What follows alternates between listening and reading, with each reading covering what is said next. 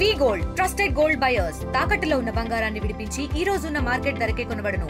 మరిన్ని వివరాలకు సంప్రదించండి 7710772020. సంవత్సరాల్లో కాంగ్రెస్ ప్రభుత్వము రాష్ట్రానికి చేసింది ఏం లేదు, రైతులకు చేసింది ఏం లేదు. ఇంకో 3 సంవత్సరాల రాష్ట్రానికి ఏం చేయదు, రైతులకు చేయదు, జనానికి ఏం చేయదు. ఓన్లీ వాళ్ళు పంచుకొనికే ఉంటది.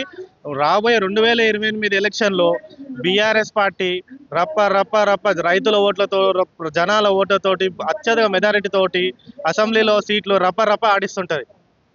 రప్ప రప్ప బీఆర్ఎస్ కి రాబోయే ఎలక్షన్ లో రాబోయే ఎలక్షన్ 2028లో ఫుల్ మెజార్టీ తోటి రప్ప రప్ప తోటి బీఆర్ఎస్ సీట్లు కైవసం చేసుకుంటది. కాంగ్రెస్ కి రపరఫలు ఆడిచ్చేస్తుంది. మన తెలంగాణ రాష్ట్రంలో రైతుల గోస గురించి ధర్నా చేయడం జరుగుతుంది.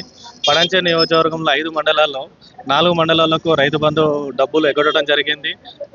ఈ రైతులు తెలంగాణలో ఉన్నట్టా లేనట్టా, మరియు ఈ మిగిలిన రైతు బంధు పైసలు ఎవరు కాంగ్రెస్ నాయకుల జోబులోకి పోయినట్ట,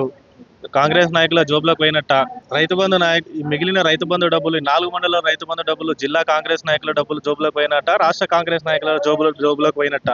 ఈ నలుగురు కూడా రైతులే. సిటీకి ఆనుకొని ఉన్న ఇక్కడ వ్యవసాయం జరుగుతుంది. సిటీకి కావాల్సిన మొత్తం వసతులన్నీ పండ్లు కానీ, కూరగాయలు కానీ ఆర్గానిక్ గా సిటీకి ఎంతో ఇక్కడ నుంచి వస్తారు. ఇక్కడ కూడా రైతులు ఉన్నారు.